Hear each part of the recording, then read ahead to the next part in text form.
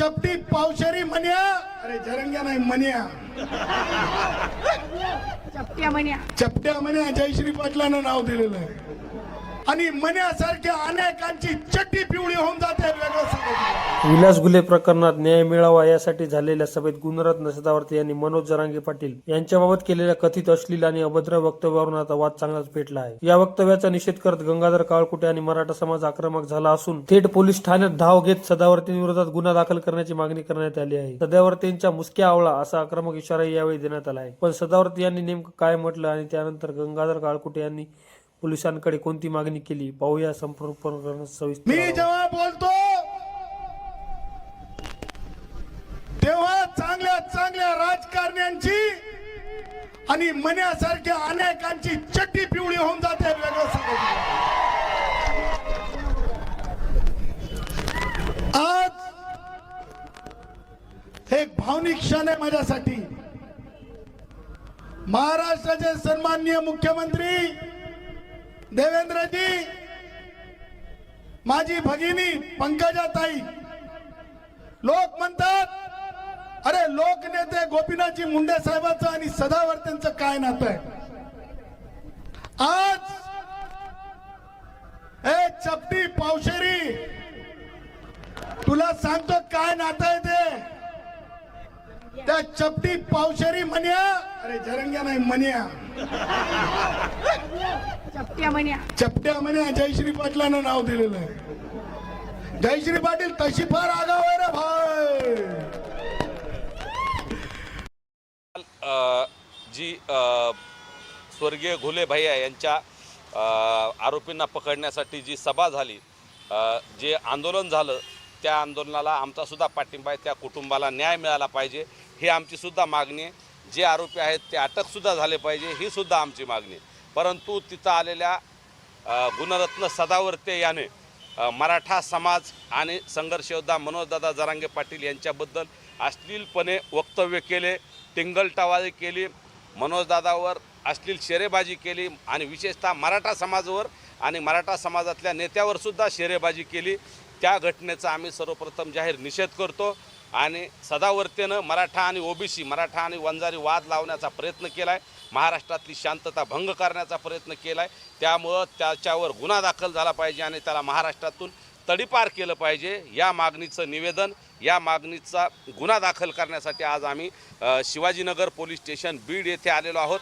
आणि पोलीस निरीक्षक साहेबाला आम्ही त्याच्यावर कठोरात कठोर कलम लावून पुन्हा असे प्रकार होणार नाहीत यासाठी आम्ही मागणी केली.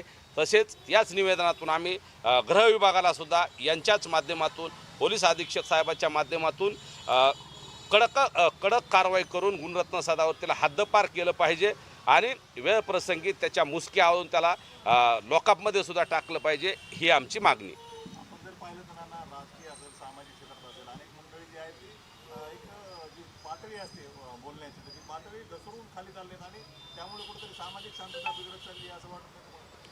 मग सामाजिक शांतता बिघडायला लागली. बऱ्याच लोकांना मराठा आणि ओबीसी वाद लावायचा आहे, त्यातून त्यांचा राजकीय स्वार्थ साधायचा आहे आणि त्याच्यामुळे हे सगळं चाललंय. म्हणून मराठा समाजाला मुद्दाम टार्गेट करायचं, मराठा आणि ओबीसी वाद लावायचा हे प्रकार चालू आहेत. म्हणून हे थांबलं पाहिजे, म्हणून कठोरात कठोर कारवाई करावी म्हणून आम्ही हे निवेदन दिले. जातीय तेढ निर्माण करणाऱ्यावर कठोरात कठोर कारवाई झाली पाहिजे आणि जातीत भांडणं लावून राजकीय स्वार्थ कोणी साधू नये ही सुद्धा आम्ही मागणी केली. सदावर्ते असतील किंवा असे काही वाचाविरत या समाजात ते जाणून बुजून मराठा समाज आणि मनोजदादाला अतिशय खालच्या भाषेत बोलत असतात, त्यांच्यावर कारवाई झाली पाहिजे ही आमची मागणी.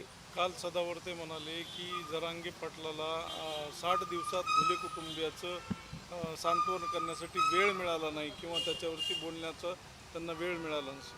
मला वाटतं तो जरा डोक्यावर परिणाम झाला आहे सदावर्तेच्या असं वाटतं.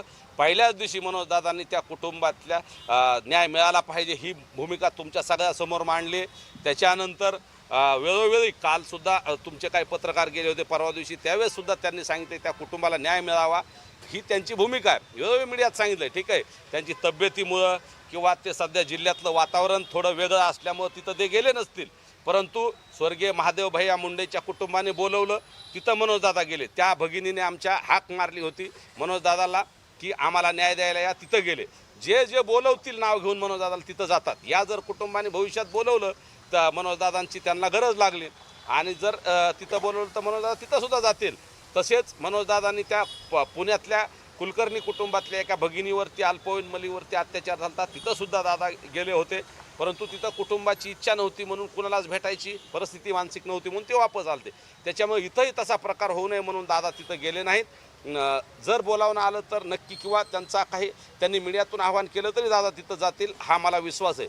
तसेच मालेगावची घटना असेल किंवा जिथं जिथे अन्याय होईल तिथं तिथं मनोजदादा जात असतात. स्वर्गीय संतोष भाई यांच्या तिथं सुद्धा. तर सदावर्तेच्या वक्तव्यावरून सुरू झालेला हा वाद आता थेट पोलीस ठाण्यापर्यंत पोहोचला आहे. गंगाधर काळकुटे आणि मराठा समाजाच्या तक्रारीनंतर आता पोलिसांकडून काय कारवाई होते हे पाहणं देखील तितकंच महत्त्वाचं ठरणार आहे. तुम्हाला ही बातमी महत्त्वाची वाटली असेल तर व्हिडिओला लाईक करा, चॅनलला सबस्क्राईब करा आणि अशाच अपडेट्ससाठी बेल आयकॉन दाबायला विसरू नका.